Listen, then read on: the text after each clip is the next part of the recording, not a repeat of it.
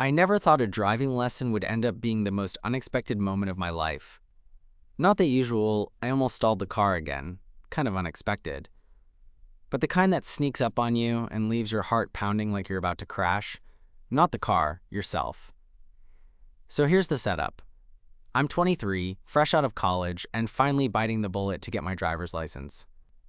Honestly, I wasn't in any rush until my job started requiring me to get around town without relying on rides from friends or Uber, which is apparently not professional in HR's eyes. Great.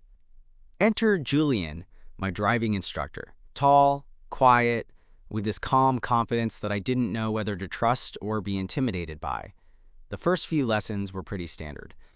Julian's got this no-nonsense vibe, but he's patient, which is exactly what I need, because parallel parking feels like some kind of cruel joke designed to test my sanity. He'd give these short, clear instructions, and I'd nod along, sweating bullets trying not to jerk the steering wheel like a lunatic. The office where we met was this small, slightly outdated driving school tucked between a deli and a laundromat in the worst part of town, but I didn't care about that. It was all about the lessons. On the fourth lesson, things shifted. We were driving along a quiet stretch on the edge of town, the sun just dipping below the horizon, casting this golden light that made everything look softer somehow. The road was nearly empty, the kind where you feel like you could drive forever without seeing another car. Julian had been giving me tips on how to handle hills, something I was still shaky on, when suddenly he pulled the car over onto a narrow shoulder just past a bend. No traffic, nothing around but trees and the fading light. I blinked, confused. Is something wrong? I asked, heart speeding up for reasons I didn't understand. He looked over, this little smile tugging at the corner of his mouth, and said, "I just wanted to talk for a minute." I sat there, the engine ticking as it cooled down, and tried to figure out if this was some weird test or if I'd done something terribly wrong without realizing it. But then his eyes met mine, steady and a little vulnerable, and suddenly the whole driving lesson felt like it was about something much bigger than me learning to change gears. What happened next? Well, that's when the lesson really began. Except it wasn't about driving anymore. I cleared my throat, suddenly feeling like a deer caught in headlights. Talk? About what? I asked, trying to keep my voice steady, but honestly, my stomach was doing backflips. Julian shrugged, but there was this softness in his eyes that made me want to lean in closer, even though my brain was screaming to just get back on the road and pretend this never happened. Just stuff. Life, I guess. I gave a shaky laugh, like maybe I'd misunderstood the entire situation. You're serious? We're in the middle of nowhere and you just wanted to chat life stuff? He nodded, looking out the window for a second, and then back at me with that same steady gaze. Yeah. Sometimes it's easier to talk when you're not face-to-face in a classroom or on a busy street. I found myself relaxing a little, maybe because the sun was setting and the world outside felt like it was holding its breath with us. Or maybe it was because, honestly, I'd never seen this side of Julian before. Usually, he was all about the rules, the steps, the next we'll practice merging. But now, it was like I was seeing the guy behind the instructor. Okay, I said, leaning back in my seat. You've got me curious. What kind of life stuff? He hesitated, glancing down at his hands resting on the steering wheel. I don't usually open up like this, but I guess I just wanted to say that driving lessons aren't just about lessons. Sometimes it's about finding a little freedom, you know? Getting away from stuff that weighs you down. I nodded slowly, understanding more than I expected. Yeah, I get that. I'm trying to figure out how to be on my own, make my own way. It's messy. Julian smiled, a real one this time, and it hit me how genuine he was. Not the tough, unshakable instructor I thought I'd met, but someone who maybe needed to figure things out too. Same here, he said quietly. Life's messy, but I think sometimes those messy moments are where the good stuff sneaks in. Before I could respond, he looked at me again, a little more intensely this time. Why'd you want to learn to drive anyway? What's the real reason? I blinked, caught off guard by the question. Honestly, I guess I just wanted to prove to myself that I could do it. Like, I'm not a kid anymore, but I feel stuck sometimes, you know? Like I'm waiting for something to happen. Julian nodded, and something about the way he looked at me made my heart stutter. I get that. Sometimes you have to create your own moments. The silence that fell after that wasn't awkward. It was like the space between us was charged, filled with all the things neither of us had said out loud. I glanced over at him again. His jaw was tense, like he was holding something back. Hey, if you don't want to talk about it, that's cool. I didn't mean to get all heavy. He shook his head, a small smile tugging at his lips. No, it's okay. I'm glad you're here. More than just for the lessons. That hit me like a surprise punch. I looked down for a second, my fingers curling into the fabric of my jeans. Yeah? Yeah, he said, voice softer now. I don't usually let people see this side of me, but with you, it feels different, easier. My heart was racing now, and I had this sudden urge to lean over and just reach for his hand, but I wasn't sure if that was crazy or the most natural thing in the world. So I said, trying to keep my tone light but failing miserably. What happens now? Do we just sit here awkwardly until the sun goes down? Julian laughed, the sound low and warm, and shook his head. No, we drive back, and you practice those hills one more time. But maybe, after that, we talk some more. I smiled, feeling something I'd never expected when I signed up for driving lessons, a strange mix of nerves and hope. Whatever was happening between us, I knew one thing. This lesson wasn't over yet, and maybe, just maybe, it was the start of something I hadn't seen coming at all.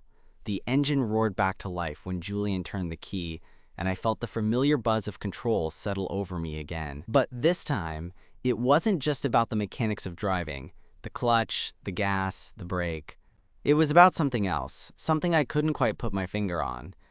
All right, Hills, Julian said, his voice steady but softer than usual, like he was trying to coax something out of me. Let's do it. I nodded, took a deep breath, and pushed the clutch in. The hill loomed ahead, a gentle slope, but enough to make my usual nerves flare up. I tried to focus, feeling Julian's eyes on me from the passenger seat, the way he always did during the lessons. But now there was something different. More attention, maybe. Or maybe it was just my imagination. I shifted into first, slowly releasing the clutch, pressing the gas. The car jerked forward slightly, and for a moment I thought I was going to stall. But then the engine caught, and I was moving uphill, the road rising beneath the tires. Good, Julian said, a small smile playing on his lips. You're getting there. I glanced over at him, surprised by how much that simple approval meant. There was warmth in his eyes, the kind of warmth that creeps up on you and makes you want to stay close. When I reached the top, I eased the car to a stop. Julian looked at me and nodded, like this was a victory for both of us. Not bad for your fourth lesson. Thanks, I said, cheeks burning a little. I guess I'm learning from the best. He laughed softly. Flattery will get you everywhere. We drove on, the last bits of daylight fading, the sky turning from orange to deep purple. The silence between us wasn't uncomfortable this time. It was filled with something unspoken, a tension that made my skin tingle. Eventually, Julian pulled into a small parking lot by a park, empty except for a few streetlights casting pools of yellow light. Let's park here for a minute, he said. I did as he asked, and we sat side by side, the car's headlights cutting through the early evening mist. So Julian started, turning to face me with a seriousness that made my stomach flip. I've been meaning to say something for a while now. My heart sped up. Yeah? He ran a hand through his hair, a small, nervous laugh escaping him. Look, I know this is unexpected, but I think I've liked you from the first lesson. I blinked, heart thudding so loud I was sure he could hear it. You have? But you're my instructor. I figured. That's exactly it, he interrupted. It's forbidden, complicated, but I can't pretend I don't feel it. I felt a rush of heat flood my face. All the careful lines I'd drawn around myself. The doubts, the fears, they blurred. I wanted to reach out, to close the space between us, to say yes, but words tangled in my throat. I didn't want to mess up your lessons, I finally said. Or make things awkward. Julian shook his head. I've been pretending this was just about driving, but it's not anymore. The air between us was thick, charged. I could see every detail in his face, the slight tremble in his jaw, the way his eyes searched mine, hoping. "Can I be honest?" I said, my voice barely above a whisper. "Please." I felt the same. I've just been too scared to say it. His smile broke over him like sunshine, and without another word, he reached out, his fingers brushing against mine. It was electric, the touch both familiar and brand new, like discovering a secret path you never knew existed. We leaned closer, and the world outside the car faded. There was only the quiet hum of the city in the distance, the soft glow of streetlights, and the warm pulse of something real blossoming between us. That night, a driving lesson turned into the start of something neither of us expected, but something we both needed. And as we finally pulled away from that quiet parking lot, it wasn't just the car moving forward. It was us. Together. Taking the first steps on a road we never planned to travel, but couldn't wait to explore. After that night, everything felt different, like the air between Julian and me had shifted, charged with a quiet electricity that neither of us could, or wanted to, ignore. But we didn't rush anything. It wasn't like the movies where you jump headfirst into some sweeping romance. No, it was slower, more careful, like learning to drive all over again.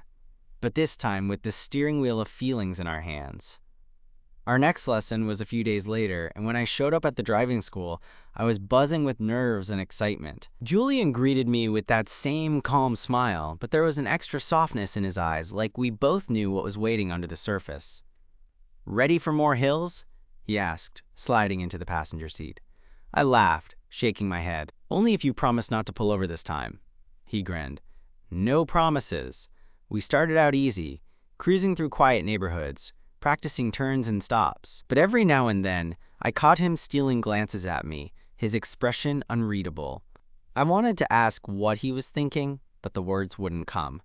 After about half an hour, he pulled the car off onto a narrow side street that was lined with old brick buildings, their windows glowing warmly in the afternoon light. He cut the engine and turned to me. "Can I ask you something?" he said hesitantly. "Shoot." "Do you ever think about what it'd be like if we weren't, in this instructor-student thing?" His voice was low, almost vulnerable. I swallowed hard, feeling my heart speed up again. "Yeah, I think about it a lot. It feels like there's this whole other version of us somewhere, doing stuff we can't say out loud." Julian nodded slowly. "Exactly. It's complicated, though. I don't want to mess up your lessons or your progress." "Trust me. No one's messing up here," I said, trying to sound casual but failing miserably. "If anything, you're making this way more interesting." He laughed softly, a sound that felt like a secret shared just between us. The rest of the lesson was a blur of stolen looks and half-finished sentences. When it was over, Julian didn't rush to leave like he usually did. Instead, he stayed for a moment, and then, almost as an afterthought, he said, "Want to grab a coffee? On me?" I hesitated for a beat and then nodded. "Yeah, I'd like that." We walked over to a nearby cafe, the kind with mismatched chairs and the smell of strong espresso. It felt strange, hanging out like this outside of the car, but also kind of perfect. We talked about everything and nothing. Music, movies, our families. For the first time, I saw Julian not just as my instructor or the guy who made my heart race, but as a real person with hopes and fears. At one point, he looked at me and said, "I don't usually do this. Let people in, I mean, but with you, it feels right." I smiled, feeling a warmth spread through me. "Me too." The afternoon slipped away, and as the sky darkened, Julian walked me back to the car. We stood there for a moment, the streetlights casting soft pools of light around us. "Next lesson, we practice highways," he said, trying to sound casual, but clearly nervous. "Highways?" I groaned. "You're really trying to test me, huh?" He shrugged with that playful glint in his eye. "Only the best for you." Before I could respond, he reached out and brushed a stray lock of hair from my forehead. His touch lingered longer than necessary, and I caught my breath. "See you next time," he said softly, stepping back. As I watched him walk away, I realized that this was more than just lessons now. It was the beginning of something unexpected, messy, and maybe even beautiful. Something that neither of us had planned for, but both of us were curious to see where it might go. And me? I was ready to take the wheel. The next lesson came quicker than I expected, and honestly, I was both excited and a little nervous. Highways, Julian had said. For me, that meant faster speeds, more cars, and a whole lot more pressure. But with everything that had happened, driving with Julian felt different now, like we were navigating more than just roads. I arrived a few minutes early, and Julian was already there, leaning against the car with that familiar, calm expression. When he saw me, his eyes softened, and he gave me a small nod. "Ready to hit the highway?" he asked. I shrugged with a grin. "As ready as I'll ever be." Sliding into the passenger seat, Julian started the engine, and we pulled out onto the street. The city was buzzing with activity, cars honking, people rushing about. Exactly the kind of chaos that made me nervous. But Julian's steady presence beside me was reassuring. As we merged onto the highway, my heart hammered in my chest. The cars were flying by, and I struggled to keep my hands steady on the wheel. Julian's voice was calm but encouraging. "Keep your speed steady. Use your mirrors. You've got this." I nodded, trying to focus on the road ahead. But then, unexpectedly, Julian reached over and lightly squeezed my knee. The small touch sent a jolt through me. It was a quiet reminder that he was there, that he believed in me. For the next 20 minutes, I drove faster than I ever had, feeling the rush of the wind and the hum of the engine beneath me. Every time I glanced at Julian, I caught him watching me with that same steady gaze, like he was proud, or maybe a little impressed. When we finally exited the highway and pulled into a quiet rest stop, I let out a breath I didn't realize I'd been holding. "That was intense," I said, laughing nervously. Julian smiled, eyes twinkling. "You handled it like a pro." We sat in the car for a while, the silence comfortable this time. Then Julian turned to me, that serious look creeping back. "Can I be honest about something else?" "Shoot," I said, curious. "This whole thing we have, it's complicated. I'm your instructor, and there are rules about this kind of stuff. But I can't help how I feel." I reached over and rested my hand over his on the gear shift. "I feel the same. Maybe the rules don't matter as much as we think." He looked at me, surprised and hopeful at the same time. "You really mean that?" "Yeah," I said, squeezing his hand gently. "I want to see where this goes." Julian's smile was full of relief and something deeper, maybe even hope. From that day, our lessons took on a new rhythm. We still worked on driving skills, but there was an unspoken promise between us, a connection growing stronger with every mile.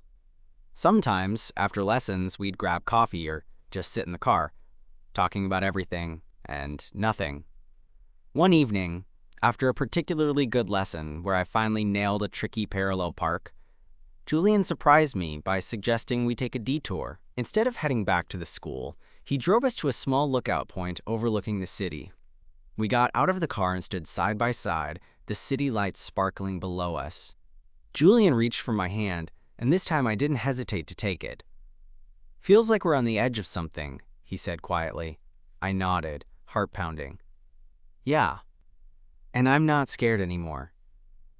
We stood there for a long time, just holding hands and watching the world below. In that moment, everything was clear. Whatever happened next, we'd face it together. Julian squeezed my hand, and I knew this was only the beginning of a journey neither of us expected, but both of us were ready to drive. After that night at the lookout, things between Julian and me started to feel less like a secret and more like something real, something I wanted to see grow, even if it came with its own set of challenges. But life rarely hands you things on a silver platter, right? Especially when it's tangled up in the complicated dynamic of instructor and student.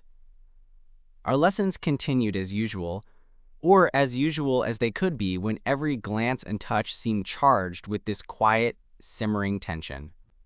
But I started noticing subtle changes. Julian would sometimes linger a little longer after lessons, asking me questions about my life beyond driving, about what I wanted to do after getting my license. He shared bits about himself too, bits he never mentioned before, like how he moved to this city not too long ago, trying to leave something behind. Something he didn't quite say out loud. One afternoon, we were driving through a part of town I wasn't familiar with. Older buildings, cracked sidewalks, a few stray cats darting between alleys. Julian was unusually quiet for most of the lesson, which made me a little nervous. Usually, he was all business, but today he seemed distracted.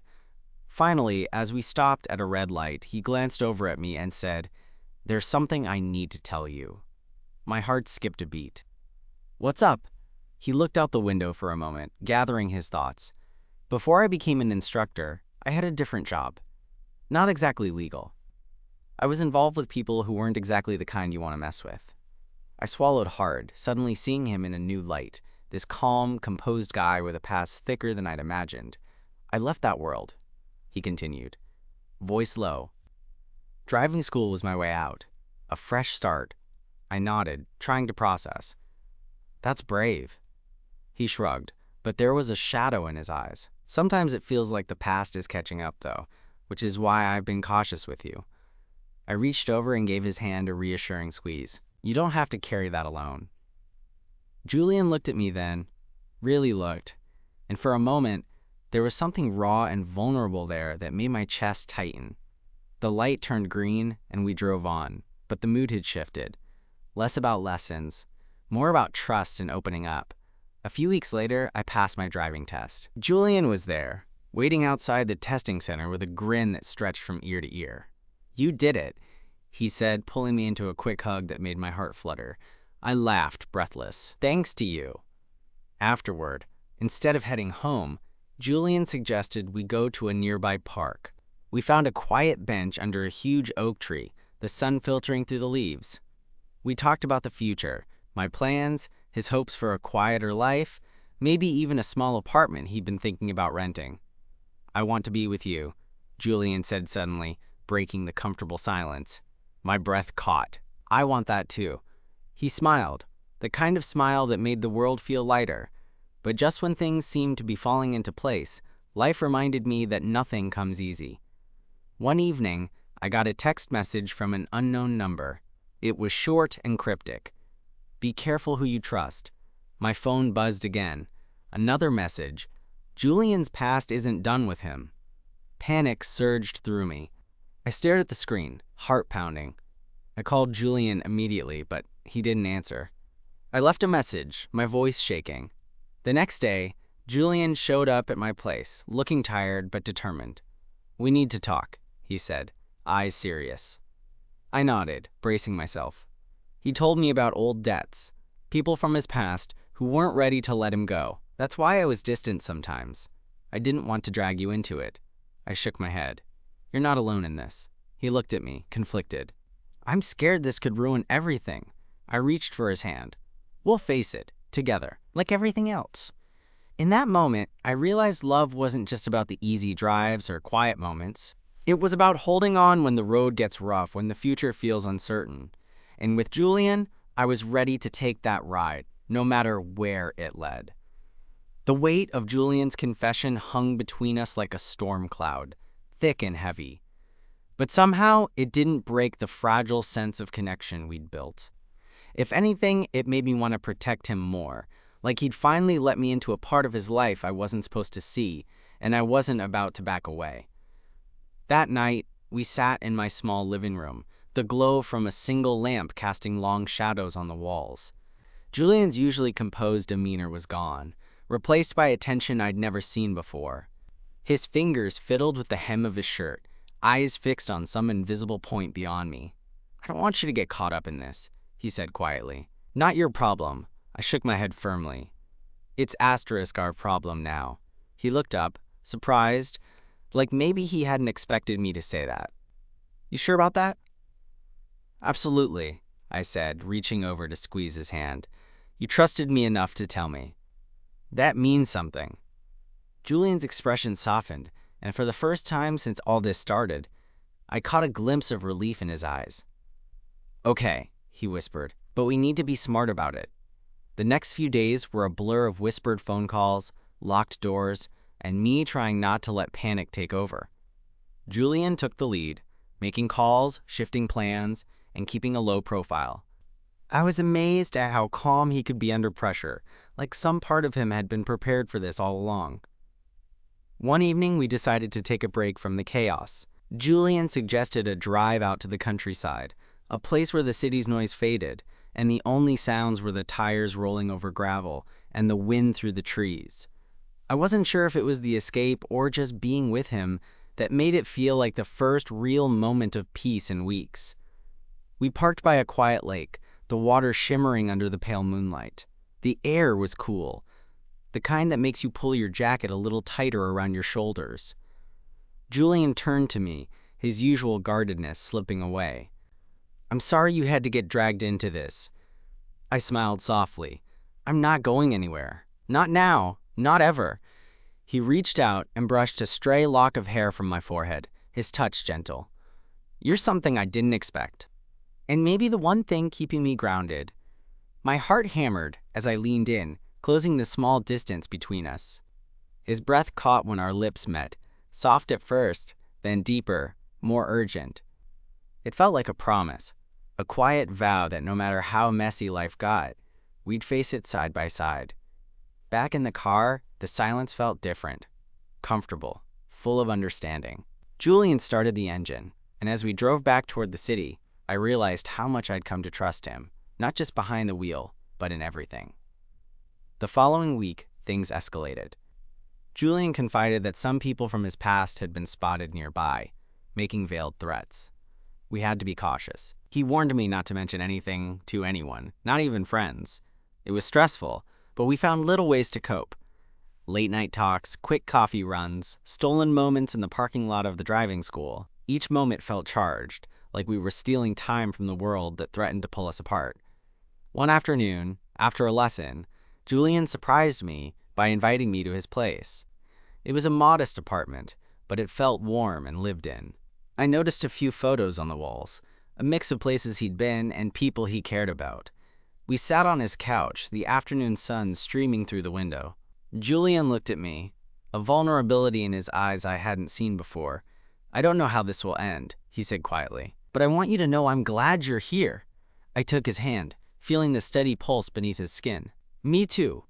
Days later, when I finally got my license in the mail, Julian was the first person I showed it to. We celebrated quietly, the city lights twinkling outside his window. But beneath the happiness was an unspoken tension, an understanding that the road ahead wouldn't be smooth. Still, for the first time in a long time, I felt ready for whatever came next. Because with Julian, it wasn't just about driving anymore.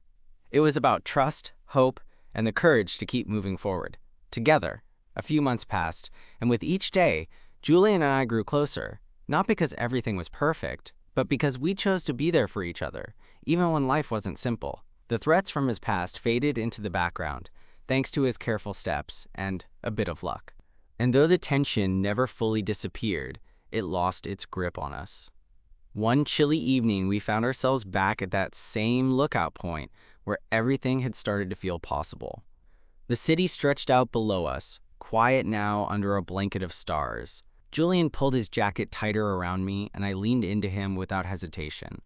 "I think," he said softly, "that I am ready to stop running." I smiled, heart warm. "Me too." We sat in silence for a while, the kind that isn't empty but full of unspoken promises and shared memories. The road to that moment hadn't been easy, but it was ours, shaped by honest conversations, quiet support, and a trust that grew mile by mile. Julian turned to me, eyes reflecting the city lights. "Thank you for sticking around, for seeing me, all of me." I squeezed his hand gently. "You don't have to thank me." I'm glad I did. In that simple exchange, everything settled. The fears, the past, the uncertainty. What remained was real. Driving lessons turned into weekend drives, and the car transformed from a place of instruction to a space where we shared playlists, laughter, and dreams we'd hardly dared to speak aloud before. On one of those drives, with the windows down and autumn air rushing in, Julian reached over and took my hand. Ready to take the next turn together? I glanced at him, smiling wide. Absolutely. As we merged onto the open road, I realized this wasn't just about learning to drive or escaping the past. It was about choosing someone to share the journey with. And with Julian beside me, I felt like I could face whatever came next. Because sometimes, love isn't about grand gestures or perfect timing. It's about the quiet moments, the steady hands, the shared silences, the willingness to keep driving forward together. And that made all the difference.